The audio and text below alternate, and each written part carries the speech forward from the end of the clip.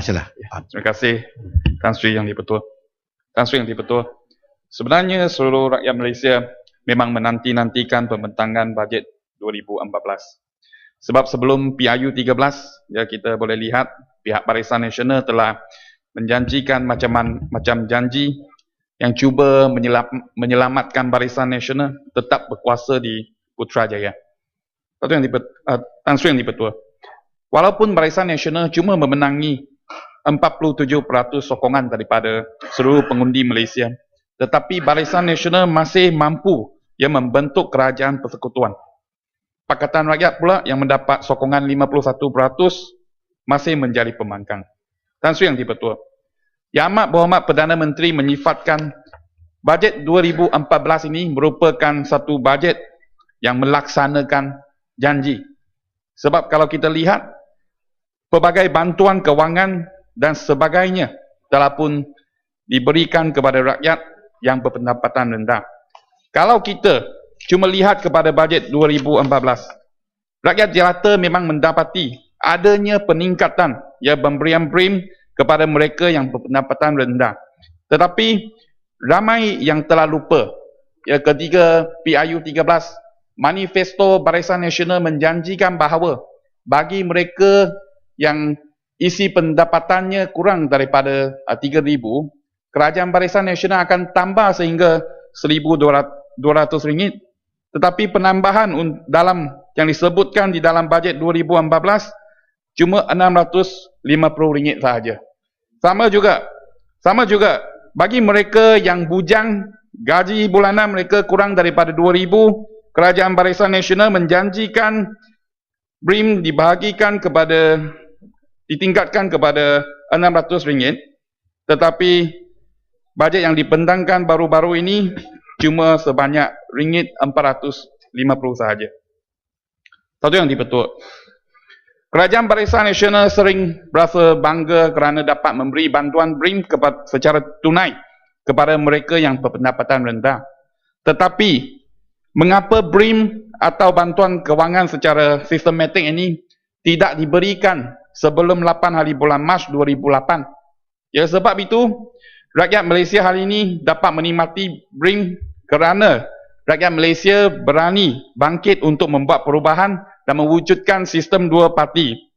Jadi tiada layanan yang sebegini jika berbanding dengan masa dahulu yang dimonopoli oleh Barisan Nasional. Jadi di sini saya ingin ucapkan tahniah kepada rakyat Malaysia yang bijaksana. Tan Sri Yang Dipertua. Manifesto Barisan Nasional ketika PRU 13 menjanjikan meringankan beban rakyat. Kita dapat lihat satu perkataan pun tak ada wujud di dalam manifesto Barisan Nasional di mana bahawa kalau Barisan Nasional diberi mandat untuk terus menjadi kerajaan, GST akan dilaksanakan. Kalau Barisan Nasional diberi mandat menjadi kerajaan, harga minyak akan dinaikkan dan juga harga gula akan dinaikkan. Ini semua tidak termaktub di dalam manifesto Barisan Nasional, tetapi ia berlaku selepas Barisan Nasional berkuasa semula. Pilihan raya 5 hari bulan Mei. Tetapi sekarang cuma setengah tahun saja harga minyak sudah naik, subsidi gula pun sudah naik. Tetapi pihak Barisan Nasional pula mengatakan bahawa ini bukan kenaikan harga, tetapi itu langkah kerajaan untuk mengurangkan subsidi. Tan Sri Yang Dipertua. Dalam isu pendidikan, pendidikan adalah amat penting kepada negara kita, sebab setiap pelajar merupakan pemimpin negara yang akan datang. Pihak kerajaan seharusnya memberi bantuan secara adil dan juga saksama kepada semua aliran sekolah berdasarkan keperluan, agar anak-anak kita dapat belajar dalam keadaan yang selesa dan selamat. Selepas bajet 2014 dibentangkan sejak 25 Oktober, kita boleh lihat juga ramai pemimpin, khususnya pemimpin-pemimpin tertinggi ataupun ahli parlimen daripada MCA Barisan Nasional telah pun menyerang, mengutuk rakan sendirinya Yang Berhormat Tawau selaku Timbalan Menteri Pelajaran. mengenai ketiadaan peruntukan untuk sekolah menengah jenis kebangsaan. Ya, di sini saya berasa amat simpatilah terhadap Yang Berhormat Tawau, sebab sebenarnya isu peruntukan kepada SMJK bukanlah satu perkara yang baru, tetapi pihak MCA ataupun Barisan Nasional yang sudah pun berada di kabinet melebihi setengah dekad, sampai hari ini peruntukan untuk SMJK masih tidak boleh diletakkan dalam bajet 2014. Dan ketika saya semak balik manifesto Barisan Nasional ketiga PIU 13, sama juga di manifesto Barisan Nasional tidak berani menjanjikan meletakkan peruntukan kepada SMJK di dalam bajet. Manifesto Barisan Nasional cuma menyebut peruntukan khas akan terus diberikan kepada SMJK. Saya juga cuma ingin memohon pihak kerajaan supaya dapat memandang serius terhadap perkara ini, sebab saya lihat dalam bajet 2014 program angkasa negara diberi peruntukan 119 juta, tetapi SMJK kosong. Jadi saya mohon pihak kerajaan dapat memberi penjelasan dalam perkara ini. Satu yang dibetul.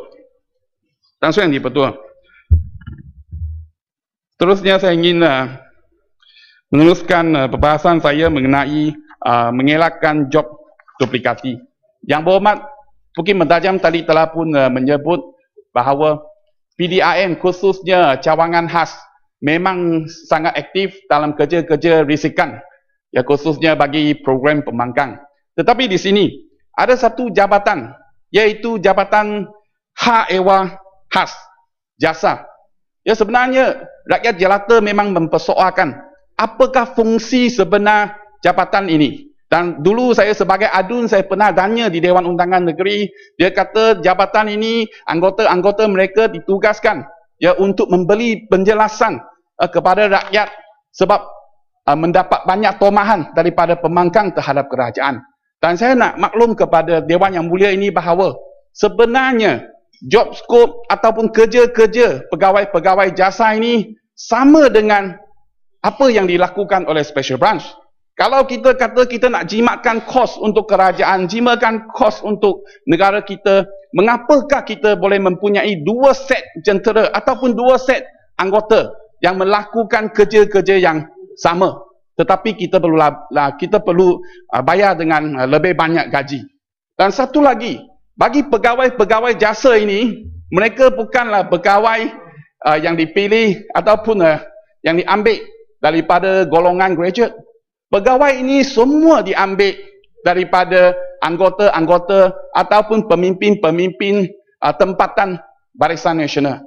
Bagi saya, kalau kita nak wujudkan satu jabatan untuk memberikan penerangan kepada rakyat Malaysia, saya lebih rela suka pihak kerajaan mengambil pelajar-pelajar ataupun graduate-graduate yang masih menganggur di pasaran, tetapi bukanlah memberi kemudahan kepada pemimpin-pemimpin Barisan Nasional untuk mendapat jawatan, makan gaji buta, makan duit rakyat untuk melakukan kerja-kerja mempromosikan Barisan Nasional. Esok DAP perintah saya bagi Yang Berhormat jadi pegawai. Tan Sri Yang Dipertua, setiap tahun berbilion-bilion ringgit diperuntukkan untuk pembangunan negara ataupun pembangunan, ya, kepada segala moda insan, memberi bantuan kepada rakyat. Tetapi saya rasa ada satu perkara yang sudah kita tertinggal, iaitu bantuan kepada mereka yang kehilangan kediaman disebabkan oleh pengambilan tanah. Tan Sri Yang Dipertua, baru-baru ini, minggu lepas, hari Khamis, saya bersama Yang Berhormat Seremban, ketika kita turun di Kampung Hakka yang menghadapi masalah pengambilan tanah, saya dengan Yang Berhormat Seremban dan juga 4 adun daripada Negeri Sembilan telah pun ditangkap oleh pihak polis dan kita digali, ya, seolah-olahnya kita merupakan berjenayah. Dan saya nak menerangkan di dalam Dewan Yang Mulia ini bahawa kalau berlaku bencana, banjir, kebakaran, kita boleh lihat pihak kerajaan akan hantar jentera, akan hantar polis, akan hantar ambulans, akan hantar jabatan kebajikan masyarakat untuk menolong mangsa-mangsa yang menghadapi bencana. Tetapi ketika berlakunya pengambilan tanah, rumah-rumah penduduk kampung diroboh, satu orang pun tak ada daripada kerajaan turun untuk membantu. Dan yang paling duka cita, pihak polis sepatutnya menjaga kepentingan orang ramai pula digunakan oleh pihak pemaju untuk mempertahankan hak pemaju, menahan penduduk kampung yang mempertahankan rumah halaman mereka. Jadi saya rasa dalam perkara ini pihak kerajaan perlu membuat sesuatu. Dan untuk makluman Dewan Yang Mulia ini, sebenarnya di negeri Sembilan sahaja, selain daripada kampung Hakka di Mantin, kampung Cuat Bahau dan juga Ulu Temyang di Seremban, ratusan penduduk kampung menghadapi isu masalah pengambilan tanah. Ketika saya jadi adun, tanya di Dewan, Menteri Besar jawab, oh itu kes mahkamah, mahkamah akan selesaikan. Ketika saya tanya di Parlimen, macam mana pihak kerajaan boleh menolong penduduk ini, jawapan soalan saya ditolak. Lepas tu diberi penjelasan bahawa itu masalah kerajaan negeri harus bertanggungjawab. Saya dalam perkara ini, kalau kita boleh membantu mereka yang menghadapi bencana alam ini, mengapa kita tidak boleh membantu ya mereka rumahnya yang diroboh? Rumah diroboh, ya, tetapi selepas rumah diroboh, tak ada pihak daripada pihak kerajaan, khususnya Jabatan Kebajikan Masyarakat, turun memberi bantuan yang segera kepada mereka. Itu saya lihat pihak kerajaan haruslah ya melakukan sesuatu supaya memastikan ya bukan saja penduduk-penduduk yang kehilangan rumah mereka, nak pastikan semua penduduk, semua rakyat di negara kita dibela oleh kerajaan. Tan Sri Yang Dipertua. Isu yang terakhir.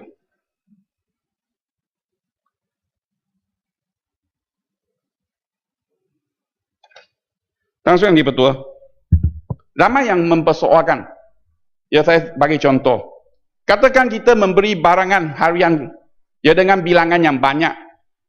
Kita boleh mendapat diskaun daripada peniaga. Sama juga bagi pihak kerajaan. Kalau pihak kerajaan, saya bagi satu contoh. Salah satu jawapan yang saya dapat ketika saya menanya soalan bagi sesi yang lepas. Saya pernah menanya ya jumlah kos untuk menyewa kenderaan rasmi. Kerajaan Persekutuan telah menandatangani perjanjian konsesi dengan syarikat Spenco Sdn Bhd untuk membekalkan kereta selun bagi kenderaan rasmi dan kenderaan Jabatan Kerajaan Persekutuan secara sewaan. Dari tahun 2008 sehingga 2011, 261 buah proton perdana eksekutif disewa. Purata kos sewaan untuk proton perdana eksekutif termasuk kos selenggaraan dan pembaikan adalah sebanyak 4,300 sebulan. Manakala 2011 hingga 2013, 2,417 buah proton Inspira disewa oleh pihak kerajaan dan purata kos sewaan proton Inspira termasuk kos selenggaraan dan pembaikan adalah sebanyak ringgit Malaysia 3,200 sebulan. Jadi untuk maklumat Dewan Yang Mulia ini, saya telah pun menyelidik dan menanya kepada beberapa syarikat menyewa kereta yang terkemuka di Malaysia.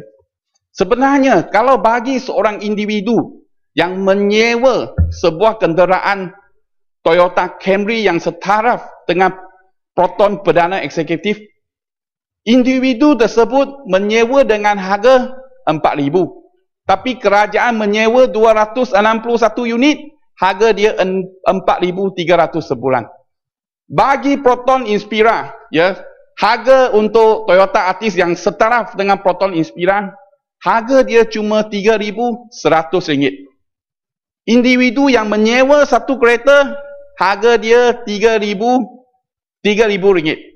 Tetapi kerajaan yang menyewa 2,000 kenderaan proton Inspira, harga dia RM3,200. Saya rasa pihak kerajaan dalam perkara ini haruslah, ya kalau boleh, buatlah tender terbuka. Takkanlah kerajaan yang menyewa 2,000 kereta, harga dia lebih mahal daripada seorang individu yang menyewa satu kereta. Dan baru-baru ini saya juga memaklumkan bahawa pihak kerajaan ingin menambahkan 800 buah motosikal untuk perondaan polis. Ya, saya memang mengalu-ngalukan keputusan ini, dan saya cuma ingin nak mengingatkan pihak kerajaan. Kalau 800 buah motosikal yang diambil, saya haraplah jangan kos motosikal itu setiap unit mengikut harga pasaran. Dan saya rasa kalau memberi 800 unit motosikal itu, sebenarnya pihak kerajaan boleh dapat lebih banyak diskaun daripada pembekal-pembekal motosikal. Sebab saya sedia maklum, tak senang untuk satu pembekal motosikal untuk jual satu motosikal 1,000 unit bagi setahun. Jadi Tan Sri Yang di-Pertua, yang akhir sekali, saya ingin sekali lagi memohon kepada Dewan Yang Mulia ini, memohon kepada pihak kerajaan supaya dapat memandang serius terhadap masalah-masalah yang dihadapi oleh rakyat jelata. Sebab kita semua rakyat Malaysia, kita semua berharap ya kerajaan yang sedia ada ini dapat melaksanakan tanggungjawab mereka ya dengan jimat cermat melaksanakan segala yang terbaik kepada rakyat Malaysia. Dan Tan Sri Yang di-Pertua, akhir sekali, ada 5 minit lagi, saya ingin memberi kredit kepada Biro Pengaduan Awam di Jabatan. Di mana Yang Berhormat dapat 5 minit itu? Saya sudah tambah masa Yang Berhormat. Oh, sudah tambah. Menit. Okey, Tan Sri, terima kasih. Terima kasih.